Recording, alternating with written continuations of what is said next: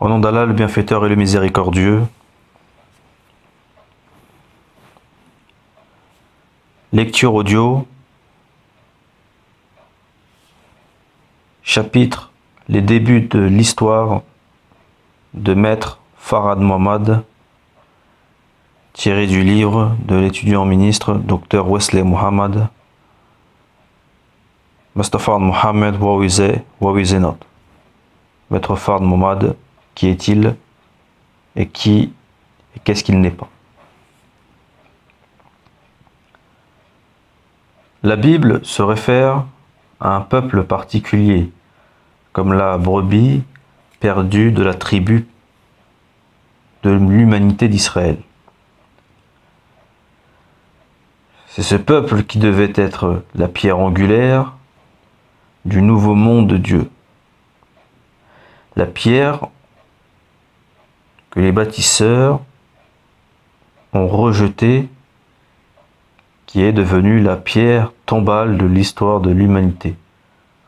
Le coin, dans 1 Pierre, chapitre 2, verset 7. Les scientifiques, nous dit-on, savaient que le temps était venu. Les gens se sont investis dans la recherche, mais les Écritures n'ont pas donné l'emplacement. Sauf en des termes symboliques. Ainsi, Dieu dit dans Ézéchiel chapitre 34 verset 11, 12, « Voici, j'aurai soin moi-même de mes brebis, et j'en ferai la revue, comme un pasteur inspecte son troupeau quand il est au milieu de ses brebis.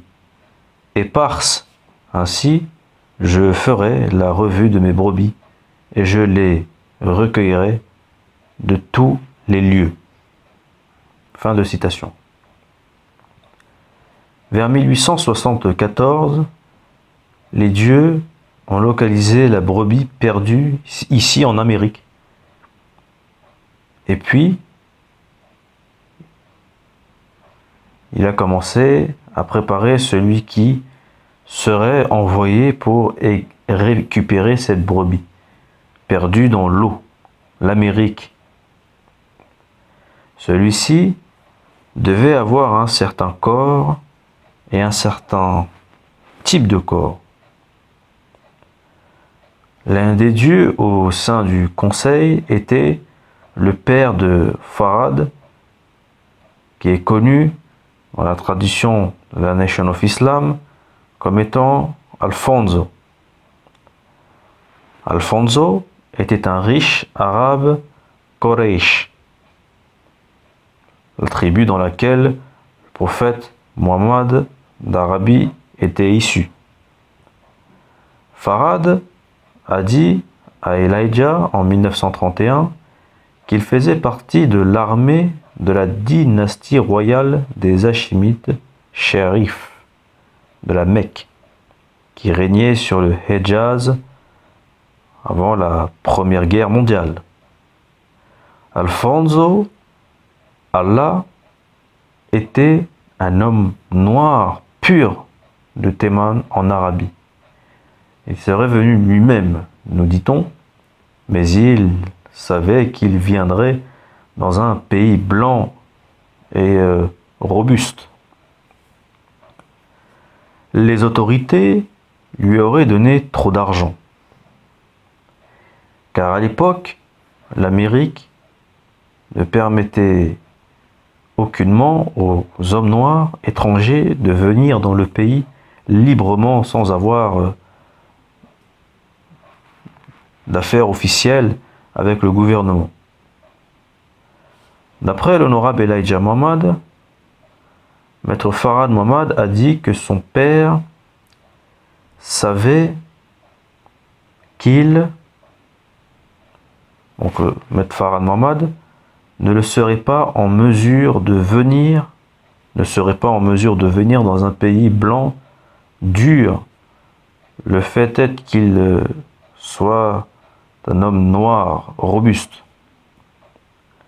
Ainsi, il m'a enseigné que son père a déclaré, je cite, « J'irai et je ferai un fils, et j'enverrai mon fils parmi eux, ressemblant à ces derniers. »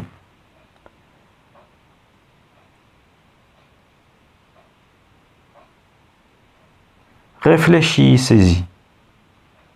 Mon fils, ils penseront qu'il est l'un d'entre eux.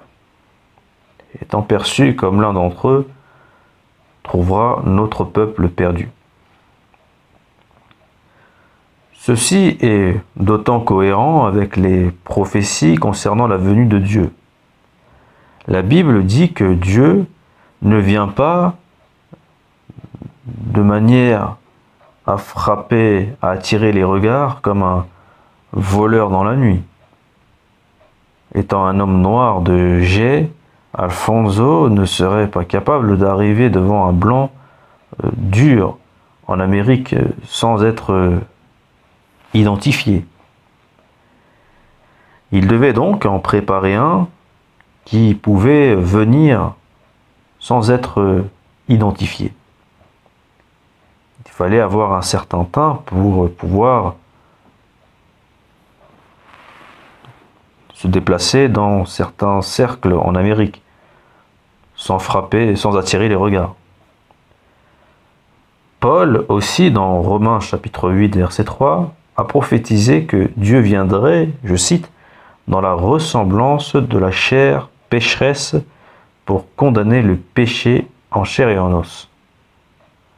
Il viendrait dans la ressemblance de la chair blanche, pécheresse, de la chair blanche, de l'homme caucasien afin de condamner le caucasien. La venue de Dieu devait donc avoir un certain corps conçu pour assurer sa venue de l'intérieur.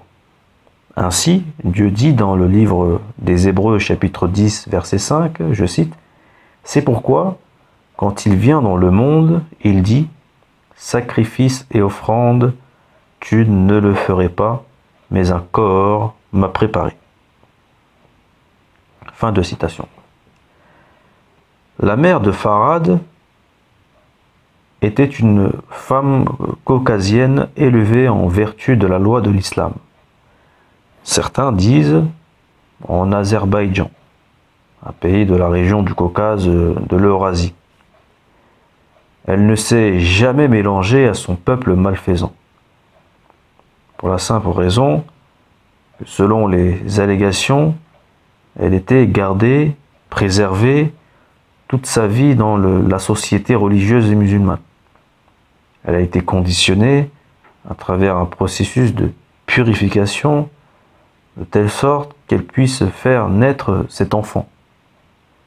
Ceci est caractérisé par les 7 démons chassés de la femme mentionnée par la Bible. Selon la tradition,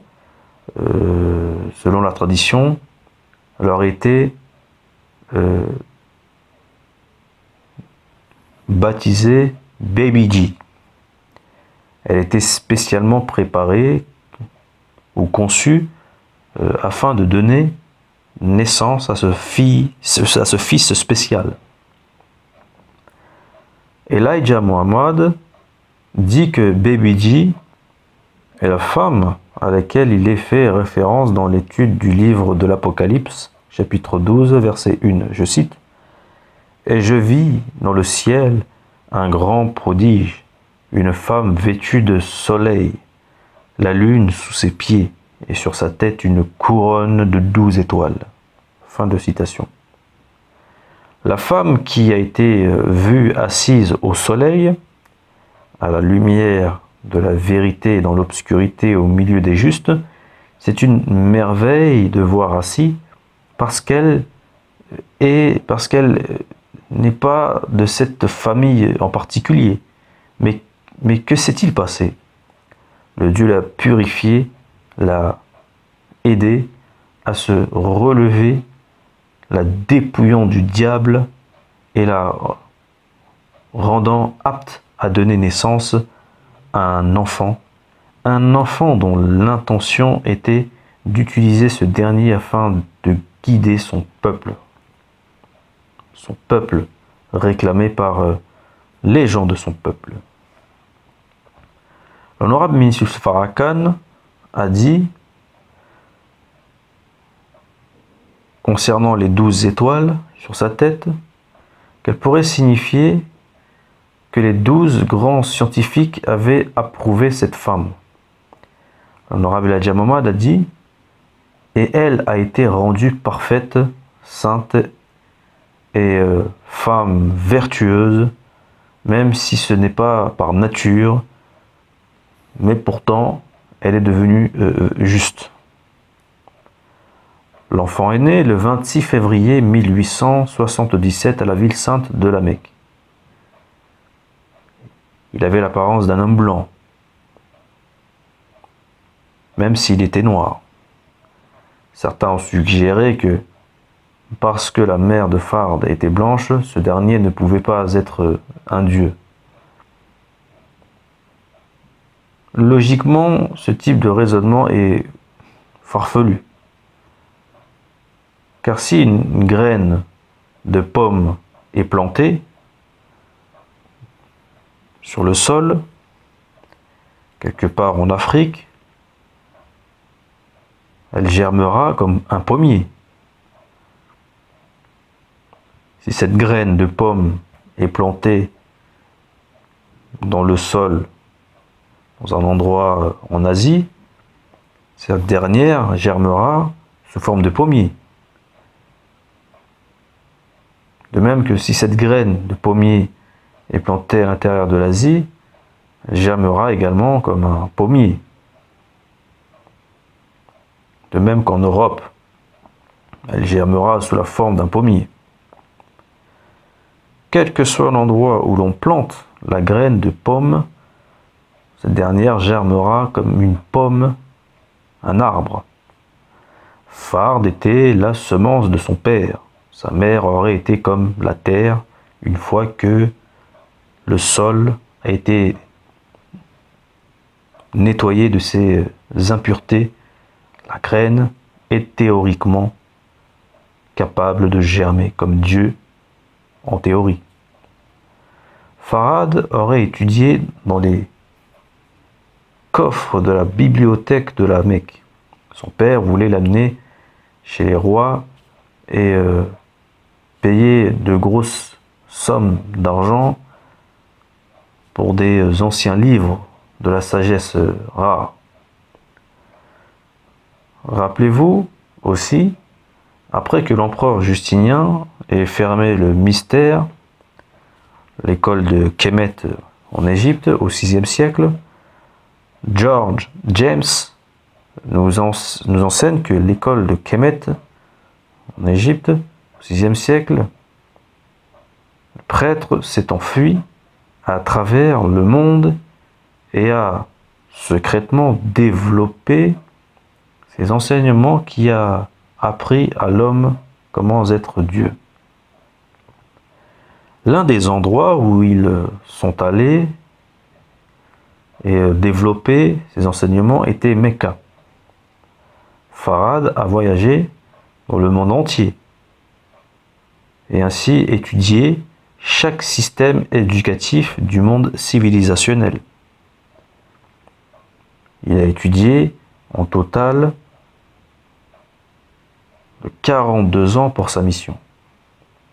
Rappelez-vous aussi que dans le système du mystère de l'Égypte, après avoir étudié pendant 42 ans, il a atteint son sunnum bunum, ce qui signifie sa divinité. Maître Farad Muhammad était un voyageur du monde.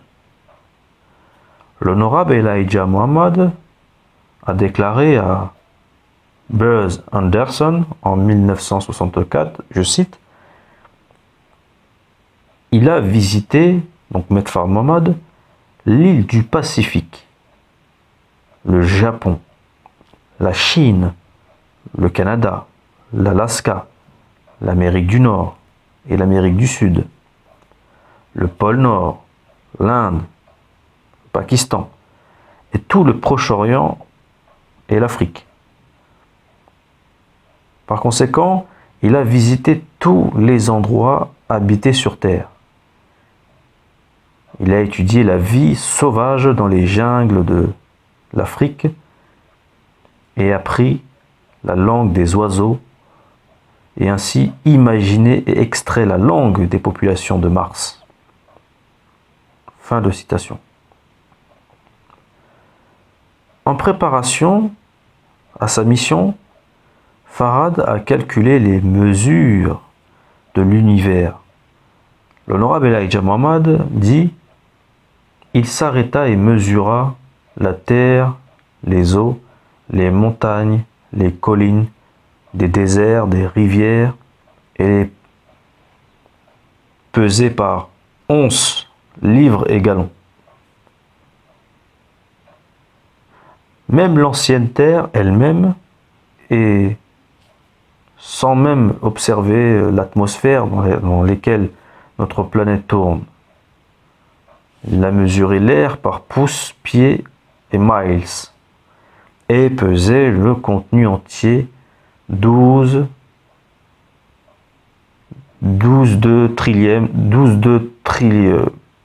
quintillions de livres.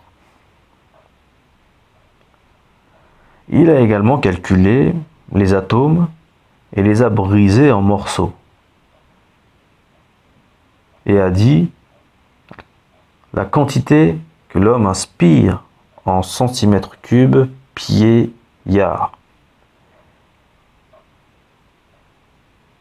Il ne nous a pas laissé ignorants de la magnifique grande voûte céleste. Il a compté et mesuré la distance entre les 8 planètes habitables, nous a appris leur jour, leur année, le kilométrage carré de toutes les autres grandes merveilles. Il nous a dit comment nous arrivions à avoir une lune par qui.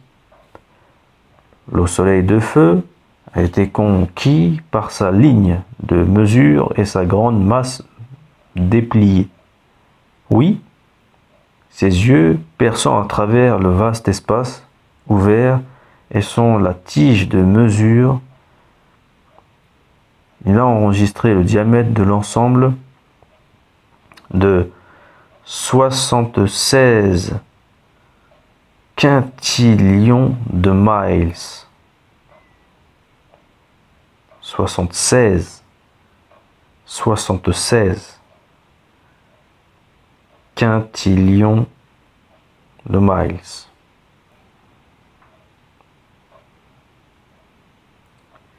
Après avoir atteint la maturité, Farad est devenu le juge du conseil.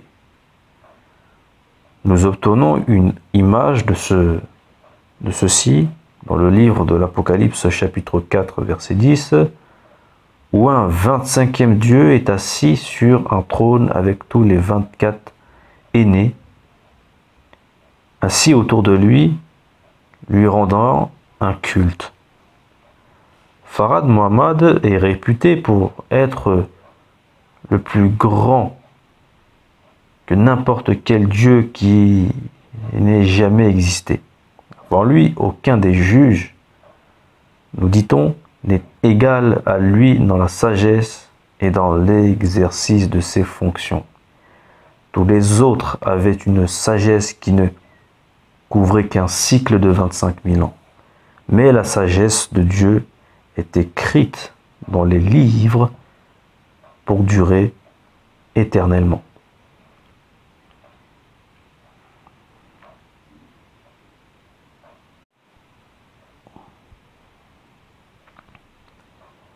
Autre chapitre, God in person, Dieu en personne. Il y a plus de 15 000 ans, conformément aux données de la Nation of Islam, dans la tradition, les dieux auraient été convoqués sur la sainte cité de la Mecque.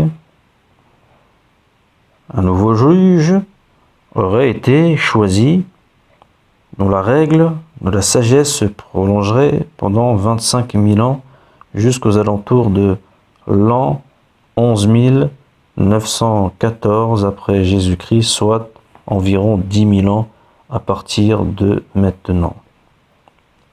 Cette convention, qui remonte à plus de 15 000 ans, aurait inauguré un nouveau cycle de l'histoire.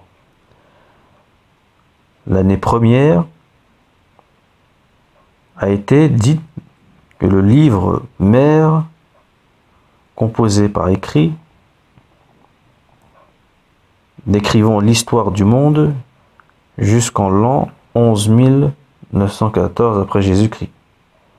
Les prophéties de la naissance de l'œuvre de Jacob, du grand déluge et de la naissance du Fils de l'homme, dû en personne, dans laquelle sont contenus dans le Holm al-Kitab, la mère des livres. Selon l'honorable Elijah Muhammad, W.D. Farad n'est rien d'autre que l'accomplissement des prophéties scripturaires du monde entier en ce qui a trait à la venue de Dieu en personne au dernier jour. La naissance eschatologique, entre parenthèses, la fin des temps, de ce Dieu venant en personne, est effectivement mentionnée dans le livre d'Ésaïe, chapitre 9, verset 6, je cite, « Car un enfant nous est né, un fils nous est donné, et la domination reposera sur ses épaules. On l'appellera admirable, conseiller, Dieu puissant, Père éternel, Prince de la paix. » Fin de citation. Un homme enfant né d'une femme, mais tout en étant Dieu puissant, suivant les prophéties scripturaires du monde, le Dieu puissant naîtra en Occident et fera son apparition en Occident. Car comme l'éclair vient de l'Orient et brille jusqu'à l'Occident, ainsi sera la venue du Fils de l'homme. Matthieu chapitre 24, verset 27. De quel endroit en Orient le Fils de l'homme, Dieu en personne, viendra-t-il? Le livre de Habakkuk chapitre 3, verset 3 dit, je cite, « Dieu est venu de Théman et le sein de la montagne Paran. » Fin de citation. Théman et le mont Paran sont en Arabie. Pourquoi Dieu intervient-il dans le monde, dans Jésus and the Kingdom of God, Jésus est le royaume de Dieu? Murray déclare, je cite, « L'élément décisif dans les descriptions théophaniques de l'Ancien Testament est la notion de la venue de Dieu. Les descriptions des phénomènes accompagnateurs dans l'ordre naturel doivent être observées comme étant paraboliques. Mais la question primordiale est que Dieu vient dans le monde, dans le futur, ce qui est plus important que le lieu d'où vient le Seigneur sont les raisons pour lesquelles ce dernier est amené à venir. »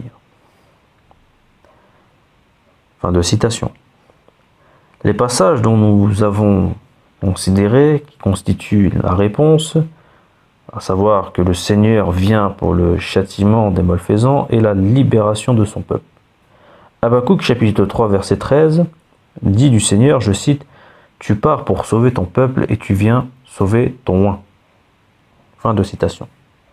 Dans l'Apocalypse, il est écrit que Dieu lui-même habitera au milieu d'un peuple particulier, dans laquelle il est indiqué, je cite, « Et j'entendis du trône une forte voix qui disait, voici le tabernacle de Dieu avec les hommes.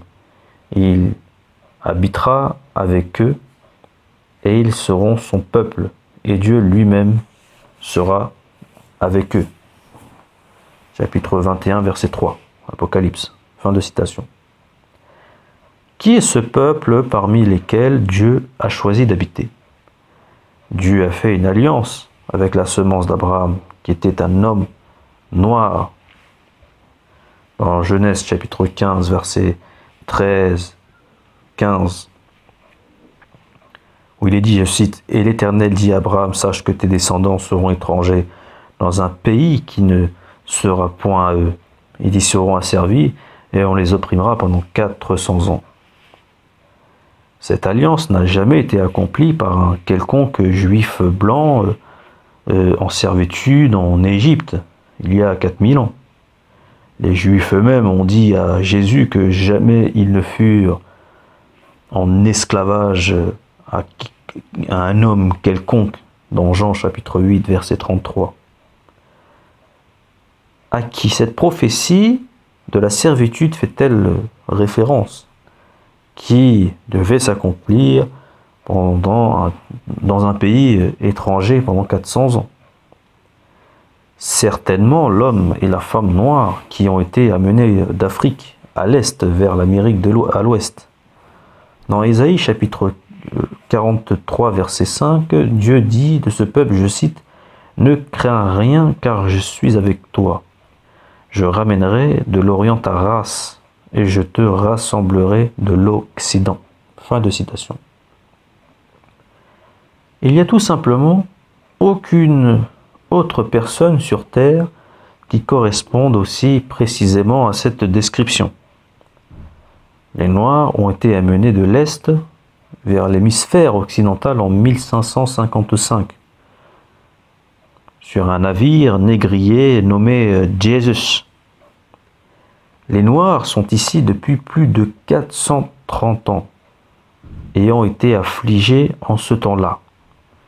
Pierre, chapitre 11, versets 2, 9, 10, dit de ce peuple, je cite, « Vous, au contraire, vous êtes une race élue, un sacerdoce royal, une nation sainte, un peuple acquis, afin que vous annonciez les vertus de celui qui vous a appelé des ténèbres à son admirable lumière, vous qui autrefois n'étiez pas un peuple, et qui maintenant êtes le peuple de Dieu, vous qui n'aviez pas obtenu miséricorde, qui maintenant l'aviez obtenu. Miséricorde. Nul ne peut nier que les soi-disant nègres en Amérique correspondent tragiquement à cette description. Personne n'était davantage dans l'obscurité au moment de la venue de W.D. Farah dans 1910. On dit que si vous voulez le dissimuler à un noir, placez-le dans un livre.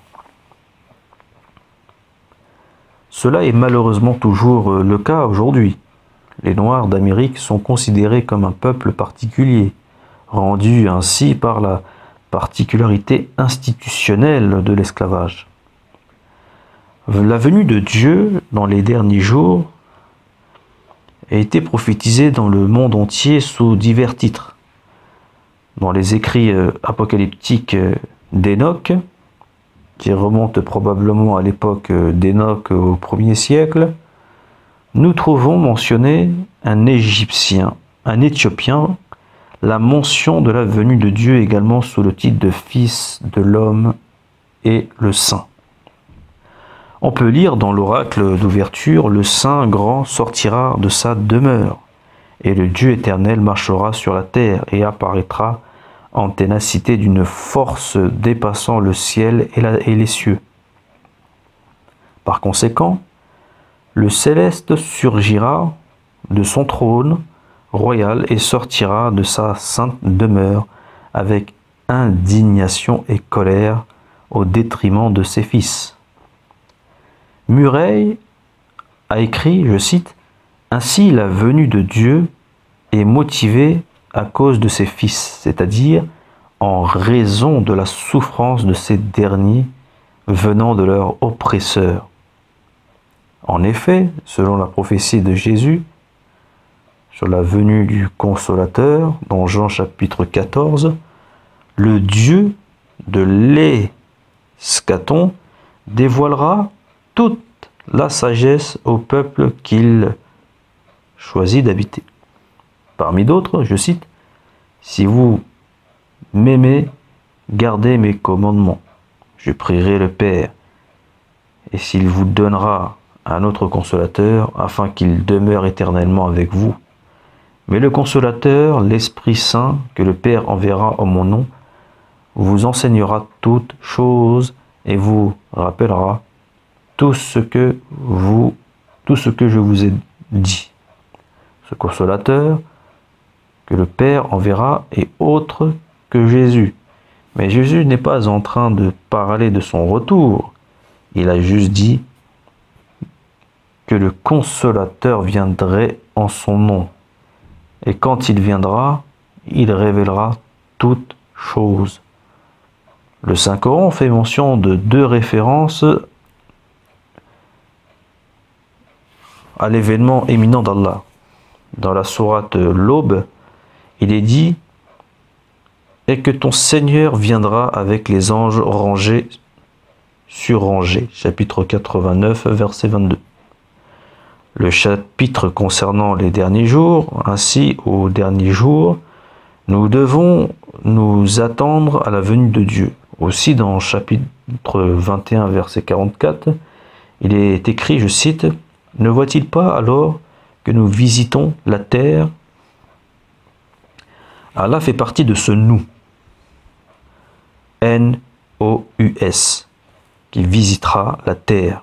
Par conséquent, nous ne devrions pas nous attendre à ce qu'Allah et ses anges viennent dans les derniers jours, visitant la terre, car sa visite a déjà été effectuée sur la terre. Les anciens Égyptiens prophétisaient la venue du grand Lu-Em-Hept,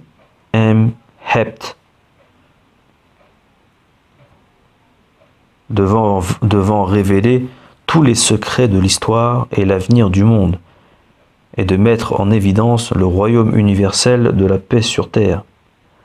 Les anciennes prophéties disent qu'il se ferait connaître en Occident. Les Chinois ont prophétisé que leur dieu Tien, donc T-I-E-N, se ferait connaître au dernier jour en la personne de l'unique saint.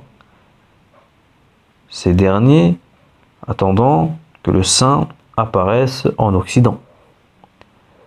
Les natifs américains du Mexique attendent que le dieu sauveur Quetzalcoatl arrive à l'ouest venant de l'est.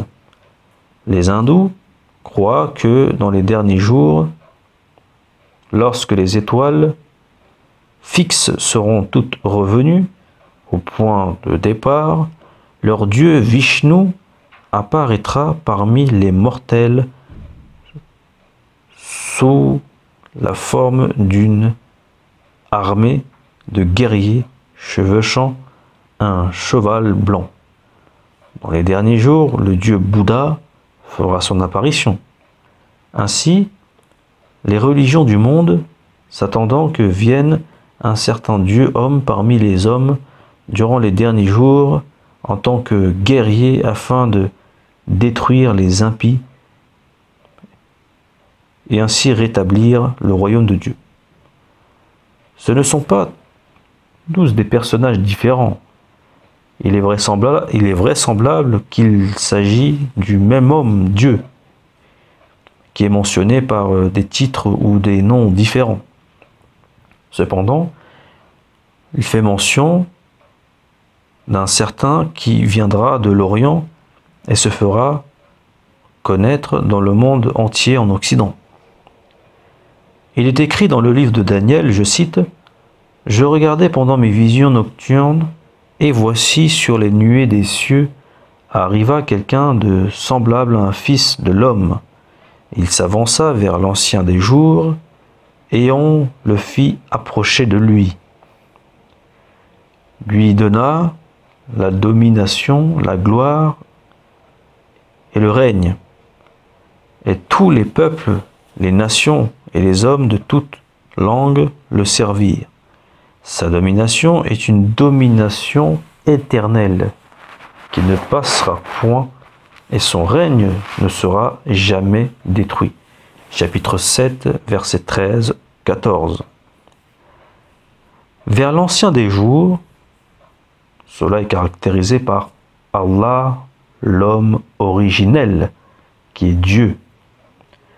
Ancien des jours, l'auteur des cieux et de la terre. Le Fils de l'homme est Dieu venant dans les derniers jours. Il est le nouveau souverain. Son règne dure éternellement. Borch, donc B-O-R-C-S-C-H,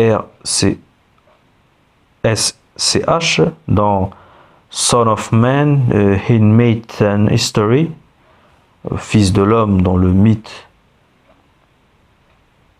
et l'histoire, dit, je cite, « Cette scène dépeinte le jeune Dieu prenant le lieu des anciens. Dans le livre d'Enoch, nous trouvons également ceci. Là je vis l'ancien des jours dont la tête était comme de la laine blanche, et avec lui un autre qui avait la figure d'un homme. Cette figure était pleine de grâce, comme celle d'un des saints anges. Celui-ci est le Fils de l'homme qui possède la justice, et dont l'esprit de justice le sort à la prééminence devant le Seigneur des esprits de la droiture à jamais.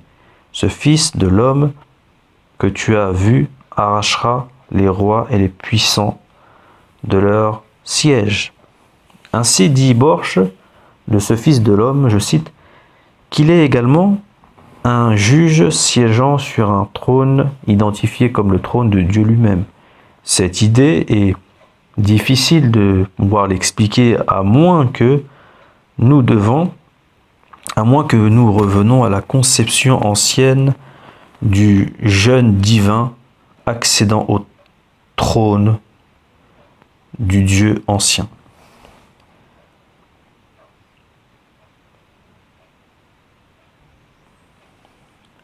Dans cette tradition,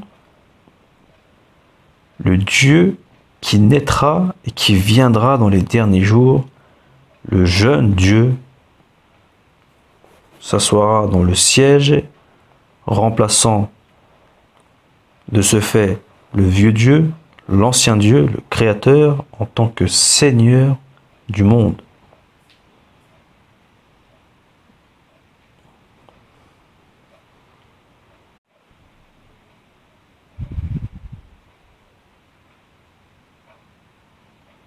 Autre chapitre, l'année 1932, début de la persécution. La naissance de la Nation of Islam, comme il a été plus communément appelé Allah Temple of Islam, a fait l'objet d'un déluge à Détroit jusqu'à Thanksgiving en 1932, quand elle a été poussée dans l'inconscience publique, baptisée le culte vaudou. L'un des partisans de Maître Farad Mohammad, Robert Harris, qui se nommait King of Islam, roi de l'islam, assassina rituellement son colocataire James Smith. Harris, un natif mentalement dérangé, sacrifia son colocataire d'un poignard et d'un essieu d'automobile. Une large communauté a donc été sensibilisé à ce mouvement à travers des titres tels que Cult King Kills Man on Alter et Leader of Cult Admits Slaying at Home Alter. Harris n'était pas un leader au sein du mouvement, simplement l'un des membres des 8000 membres en cette époque, du temps d'Ogan Ali, secrétaire et bras droit de Fard à l'époque, mais inconnu de Fard lui-même, qui a battu en retraite en 1932, laissant les opérations quotidiennes entre les mains d'Ali. Harris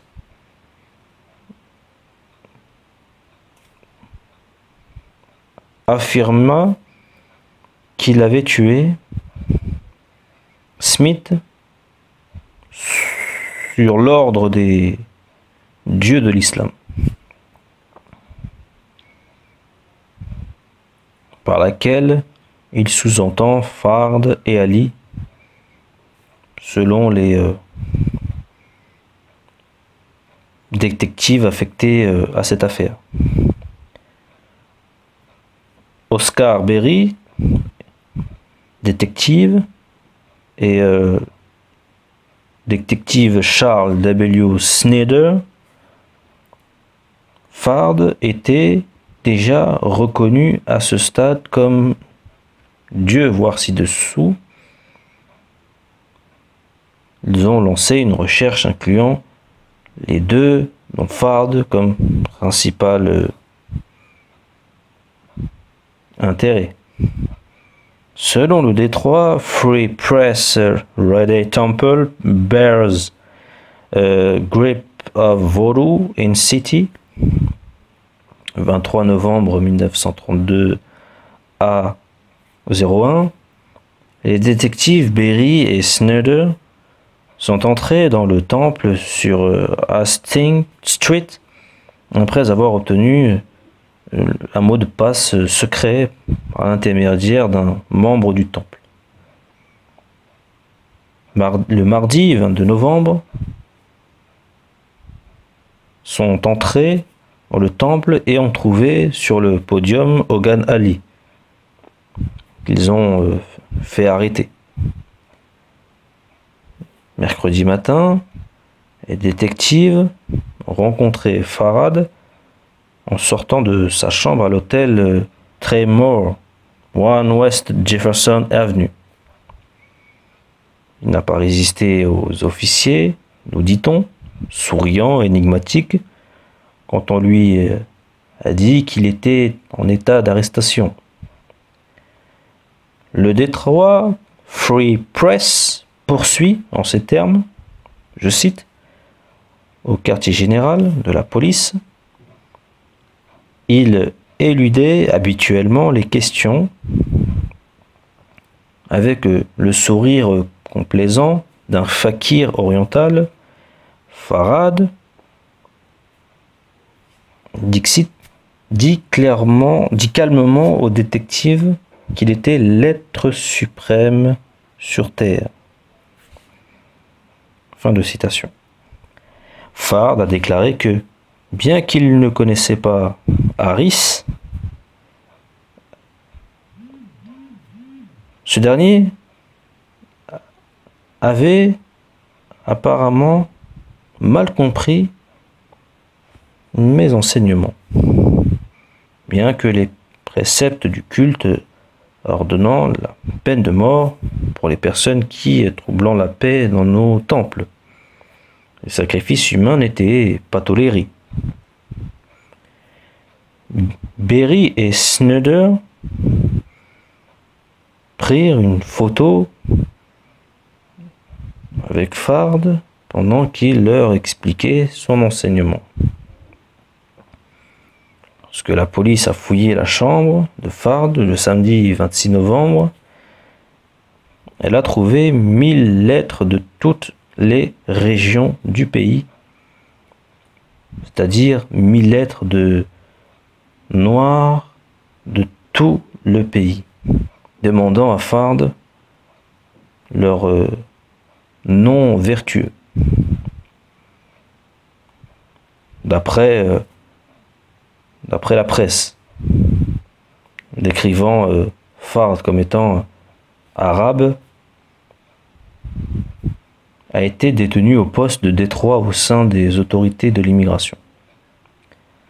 Lui et Ali ont été transférés au service des psychopathes de l'hôpital récepteur de Détroit,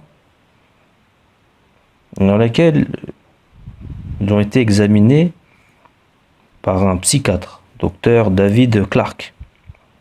Les observations préliminaires du docteur Clark étaient que le processus mental d'Ali était déviant et que Fard, le leader arabe, souffrait d'illusions, disant qu'il est une divinité. Fard a ainsi avoué aux détectives ainsi qu'au psychiatre qu'il était l'être suprême sur la terre. Le jeudi 24 novembre, 500 membres du temple, dirigés par l'épouse de Hogan Ali, Lili Ali, ont marché pour demander la libération de Fard et Ali. Lorsqu'on leur a dit qu'ils avaient déjà été transférés à la salle psychopathique de l'hôpital de réception pour interrogatoire et observation, Lili a déclaré, je cite, « Nous allons marcher ici tous les jours jusqu'à ce qu'on les laisse sortir. »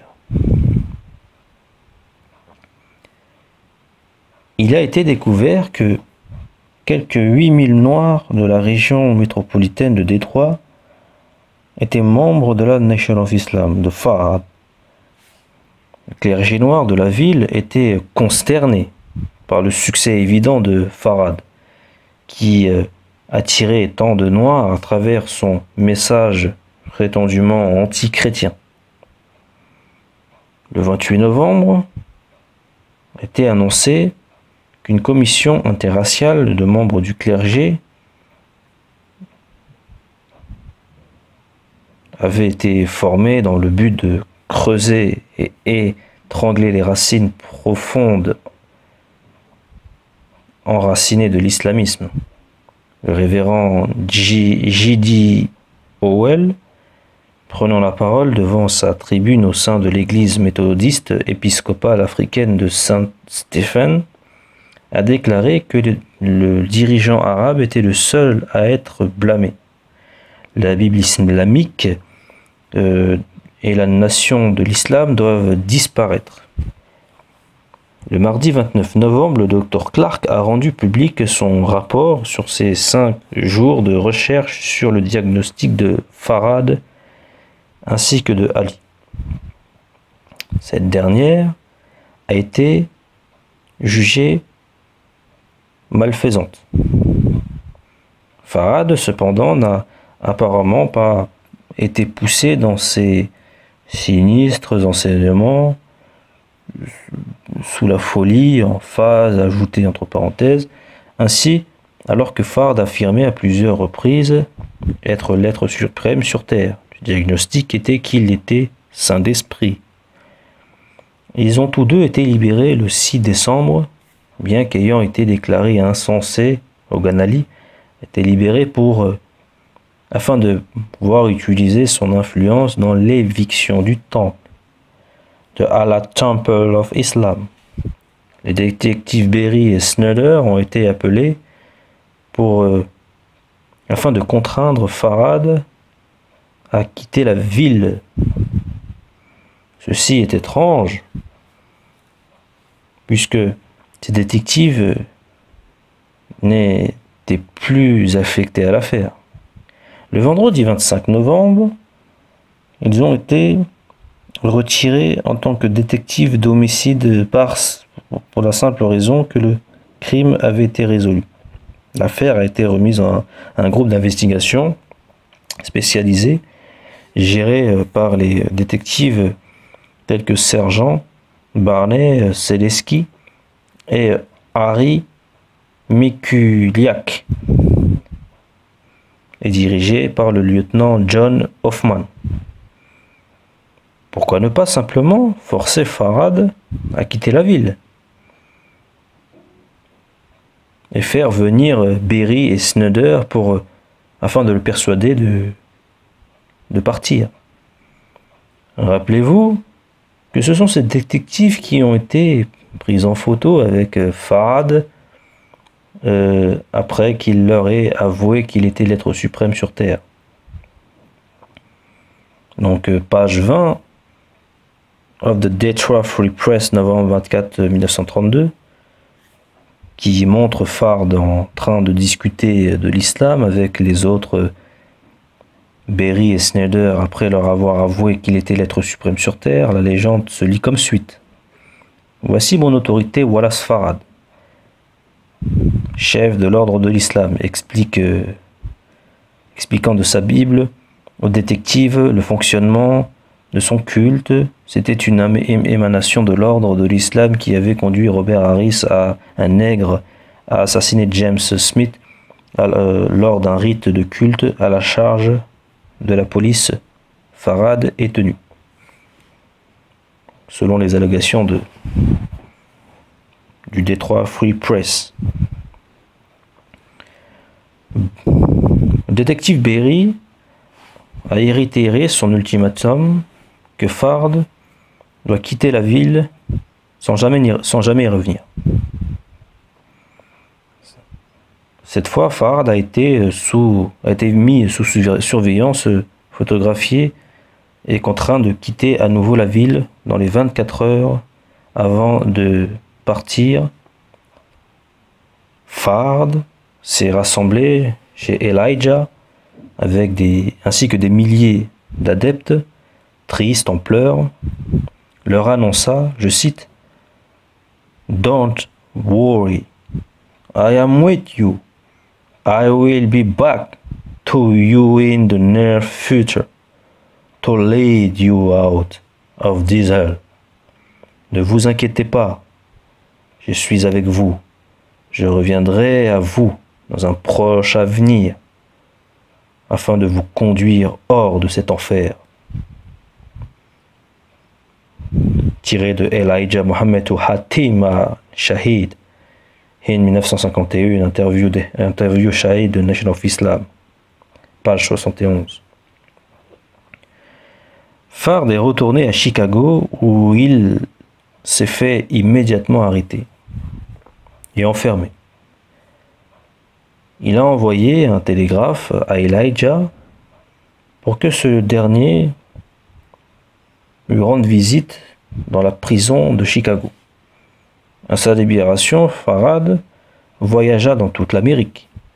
Il est de plus en plus difficile d'identifier ses activités et de savoir où il se trouve à l'heure actuelle. Il était apparemment de retour à Chicago en février 1934, d'où il est parti pour probablement retourner à Détroit. En mars 1934, Farhad était au Mexique. De là, il envoya une lettre à l'honorable Elijah Muhammad. Le même mois, des agents de l'école buissonnière, enquêtant sur le nombre alarmant d'enfants noirs qui abandonnant les écoles de la ville pour fréquenter l'université de l'islam, ont découvert que Farhad avait fait plusieurs visites à Détroit depuis qu'il avait reçu l'ordre de quitter la ville. Le 26 avril, l'université de l'islam a fait l'objet d'une descente de police. 13 administrateurs ont été arrêtés et le drapeau de l'islam a été confisqué. Au cours du procès, ce mois-là, le juge Arthur Hay Gordon, archiviste, s'est acquis de ce qui suit de l'endroit où se trouvait Fard, mais il s'est contenté de dire seulement qu'il s'était rendu en ville il y a environ 2 mois, c'est-à-dire de février à mars. Il a été entendu pour la dernière fois à Gary, Indiana, selon Jésus Muhammad Ali, le petit-fils de l'honorable Elijah Muhammad. Medfar Muhammad reçut une notification officielle de l'immigration américaine au printemps 1934.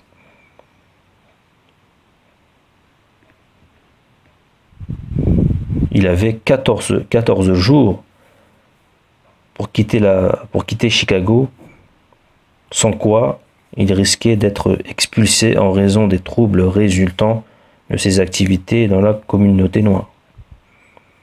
Le 30 juin 1934 est la date de son dernier séjour à Détroit, mais il s'agit probablement d'une erreur. Il est probable que le dernier jour où Farad était à Chicago, comme l'honorable Elijah Muhammad a déclaré au FBI en 1942, la dernière fois que j'ai vu Allah, c'était à Chicago en 1934. Selon l'honorable Elijah Muhammad, il était avec Maître Farad Muhammad à l'aéroport lors de son expulsion.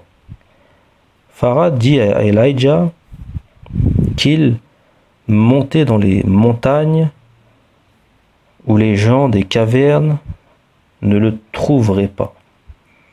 D'autre part, Benjamin et Clara Muhammad nous disent aussi qu'en 1935, l'honorable Elijah Muhammad leur a dit qu'il avait vu Allah pour la dernière fois à Milwaukee, Wisconsin, avant d'arriver à Washington, D.C. En tout cas, comme Lincoln le note, Fard disparut aussi mystérieusement. Il était arrivé. Même la police semble avoir été déconcertée.